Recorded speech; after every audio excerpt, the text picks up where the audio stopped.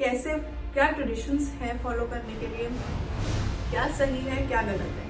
तो जैसे ही अकाउंटिंग है वैसे ही हमें पता चलता है कि क्या हमारा one is your concepts. Concepts are basic assumptions. ये कुछ ऐसी चीजें हैं जो हम मान के चलते हैं, ठीक है। अजम्पशंस है जिंदगी की, ठीक है। जैसे रियल लाइफ के अजम्पशंस क्या है, हमें पढ़ाई करनी है, ठीक है, हमें एक जॉब लेनी है। On the other hand what are conventions? Conventions are customs. हमारे क्या कस्टम्स हैं, हमारे क्या ट्रेडिशंस हैं जो फॉलो किए जाते हैं, वो अजम्पशन नहीं है, वो एक बस प्रोसीजर है जो ऐसा होता है। बट वो ऐसा नहीं है कि वो होता है वैसा हमेशा ही होना चाहिए, नहीं, वो कंसिस्टेंसी एंड मटीरियलिटी।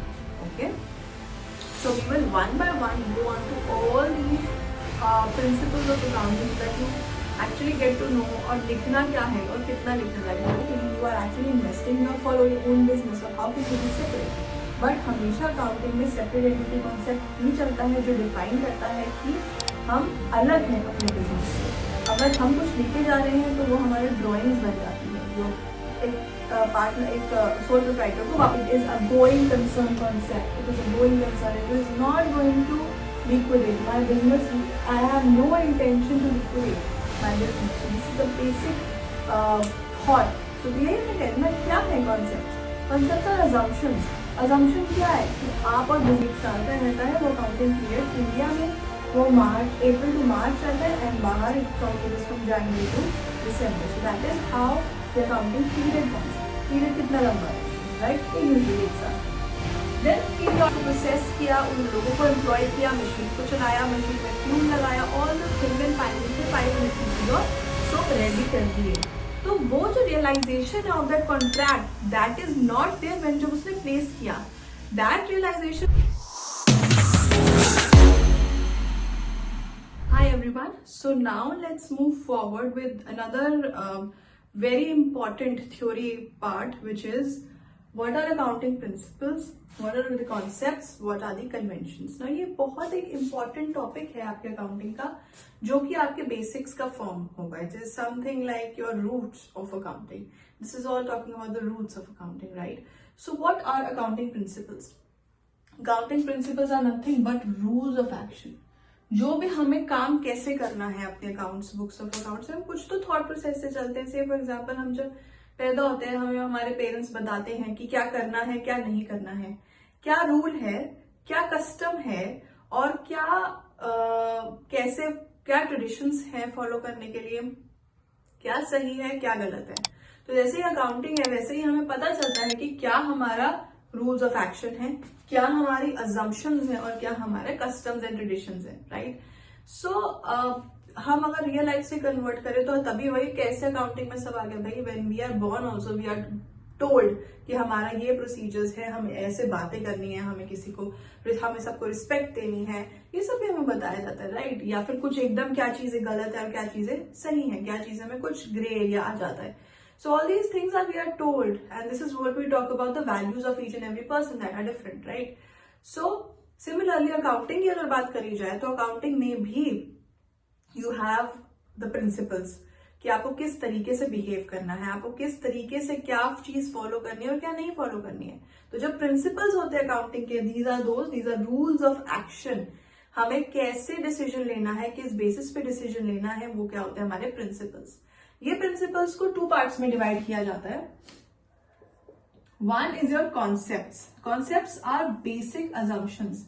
ये कुछ ऐसी चीजें जो हम मान के चलते हैं, ठीक है, अजम्पशंस है जिंदगी की, ठीक है। जैसे रियल लाइफ के अजम्पशंस क्या है, हमें पढ़ाई करनी है, ठीक है, हमें जॉब लेनी है, अजम्पशन है कि भाई हम ये सब करेंगे, और कोई इंसान अगर इन सब चीजों को फॉलो नहीं किया जाता, you look down upon that person, right. ये कुछ हमारे सिस्टम अजम्पशंस है कि if you are born then we will do all these things. So this is what the accounting, if you're doing accounting, you need to follow some assumptions, and these are few assumptions that are there, right? On the other hand, what are conventions? Conventions are customs. हमारे क्या customs हैं, हमारे क्या traditions हैं जो follow किए जाते हैं, वो assumption नहीं है, वो एक बस procedure है जो ऐसा होता है, but वो ऐसा नहीं है कि वो होता है वैसा हमेशा ही होना चाहिए, नहीं, वो ऐसा किया जाता है तो हम ऐसा कर लेते हैं, उन्हें हम कहते हैं कन्वेंशंस। हमारा कस्टम्स है, ऐसे फॉलो करते हैं, ठीक है। जैसे हम हमारे फेस्टिवल्स कैसे फॉलो करते हैं, that is a part of our traditions, that are part of our customs, right. This is not an assumption that if you are born you will be religious, ऐसा तो नहीं होता। इफ यू आर बॉर्न, तो फिर हर एक इंसान का अपना डिसीजन होता है, राइट। सो बेसिक अजम्पशंस के साथ तो हम बॉर्न होते हैं, बट हमारे कुछ कस्टम और ट्रेडिशन होते हैं जिसको हम फॉलो करते हैं अपनी लाइफ में। सो अकाउंटिंग का भी सिमिलर है, that we have principles which are rules of action. On that we have some assumptions and some customs, right? So when we talk about assumptions, we have about 8 assumptions here.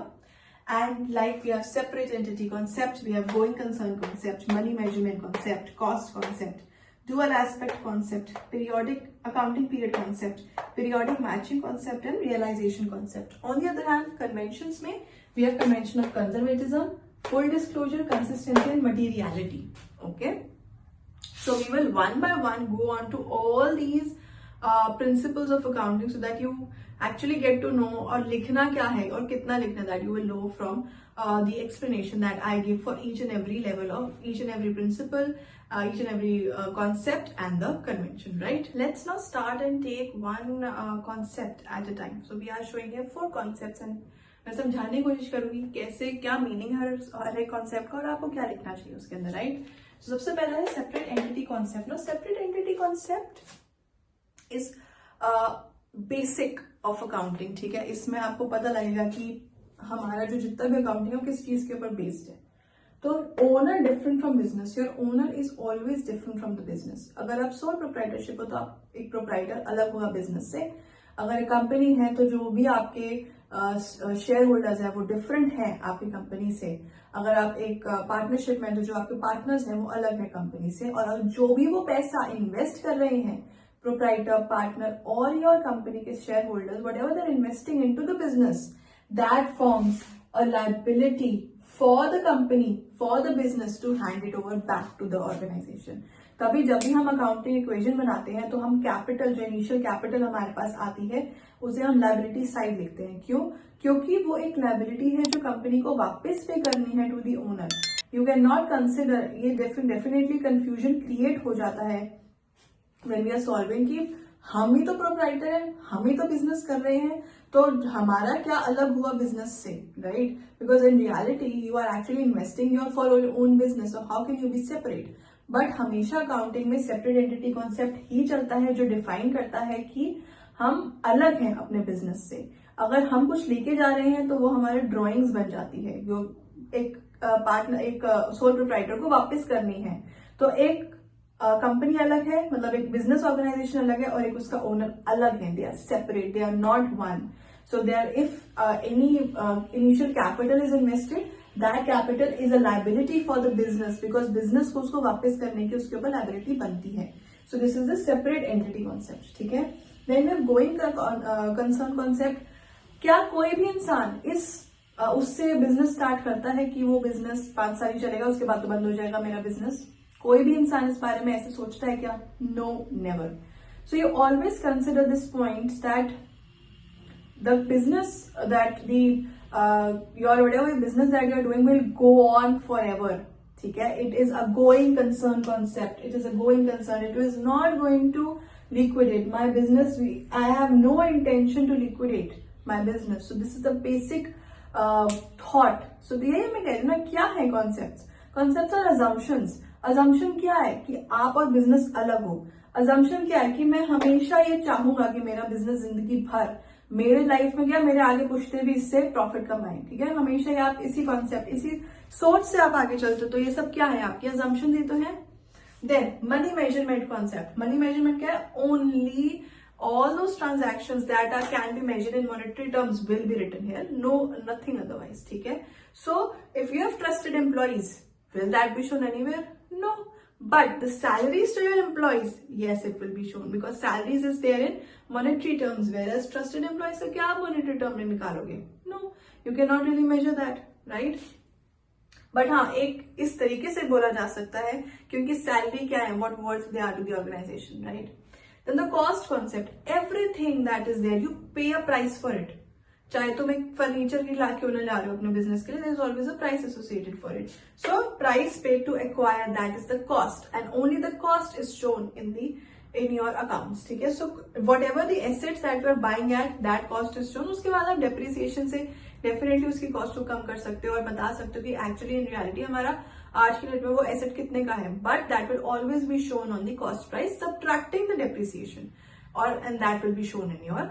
सो हमेशा जो भी cost use की जाती है, जो हमने उसको use किया to acquire our asset or to acquire anything that is there in the organization, right? So now let's moving forward to 4 more concepts of accounting. So now let's move forward to 4 more concepts of accounting. First we have the dual aspect concept. हर एक aspect, whatever transaction that is happening in the business, that will have 2 aspects associated with it, right? So dual effect क्या है? ये जब हम accounting equation बनाते हैं तो भी हम क्या बोलते हैं, equities is equal to asset. Now what are this equities? This is your internal equity and your external equity, right? ये इंटरनल इक्विटी क्या है? Internal equity is the capital that is invested into the business, and what is external equity? That are the liabilities that you take in terms of loans and all. So that should be equal to asset. सो हर एक चीज का dual aspect होता है because of the accounting equation also has 2 sides of that equation, right? So हर एक चीज का dual aspect होता है debit and credit. So that is assumption that is there, right? Accounting period concept, usually whatever period of accounting that is there, usually 1 साल का रहता है वो accounting period. इंडिया में वो अप्रैल टू मार्च रहता है, एंड बाहर it is from January to December. So that is how the accounting period concept. Period कितना लंबा होना चाहिए, right? ये usually 1 साल का. Then periodic matching of cost and revenue concept. यहाँ पे क्या बोले जा रहे हैं कि revenue should match with expenses, मतलब equal नहीं, comparison होना चाहिए. हमारा मेन पर्पस क्या है? प्रॉफिट कमाना. वो प्रॉफिट कब होगा? जब मैं किसी भी एसोसिएटेड चीज से उसी ही चीज के एसोसिएटेड कॉस्ट को मैच करूं, और फिर मेरा उसमें से देखो कि कॉस्ट आएगा या फिर रेवेन्यू, मतलब कितना ओवरऑल हमने उसमें से अर्न किया. उसमें हमने जब एक्सपेंसेस माइनस करे तो मेरे पास क्या आया? प्रॉफिट. सो मैं जब मैचिंग कर रही हूं तो मैचिंग का मतलब सेम नहीं होता. मैचिंग का मतलब है कि मैं उसे कंपैरिजन टर्म्स में लाकर देखना चाह रही हूँ कि एक्चुअली मेरा प्रॉफिट कितने का हुआ. ठीक है. Now what is this realisation concept? Realisation concept का मतलब क्या है? Say for example I am mister X ने मिस्टर वाई के साथ डील कर रहे हैं, एंड मिस्टर एक्स ने एक ऑर्डर दिया, कंसाइनमेंट दी कि मुझको 500 पीसेज ऑफ सोप्स चाहिए, राइट? मिस्टर एक्स ने मिस्टर वाई को बोला. तो अब नाउ द कॉन्ट्रैक्ट ही has got, but mister Y ने क्या किया? सारा रॉ मटेरियल खरीदा फॉर 500 पीसेज ऑफ सोप्स. ठीक है. उसको प्रोसेस किया, उन लोगों को एम्प्लॉय किया, मशीन को चलाया, मशीन में फ्यूल लगाया, all the things, and finally उसने 500 पीसेज ऑफ सोप रेडी कर दिए. तो वो जो realisation of that contract, that is not there when जब उसने प्लेस किया. दैट रियलाइजेशन हैपेंस व्हेन जब उसने प्रोडक्ट को डिलीवर कर दिया. जब उसने 500 पीसेस डिलीवर कर दिए तब हम कहेंगे दैट द कॉन्ट्रैक्ट और द सेल इज रियलाइज्ड. तभी हम कहेंगे sale is realised, not before that. ठीक है. तो कब रियलाइजेशन हो रही है? जब हम प्रोडक्ट की डिलीवरी कर रहे हैं, only then it is realised. So this is the realization concept. ठीक है. So these are 8 concepts of accounting that are the assumptions of accounting. Now let's quickly move forward to conventions, right?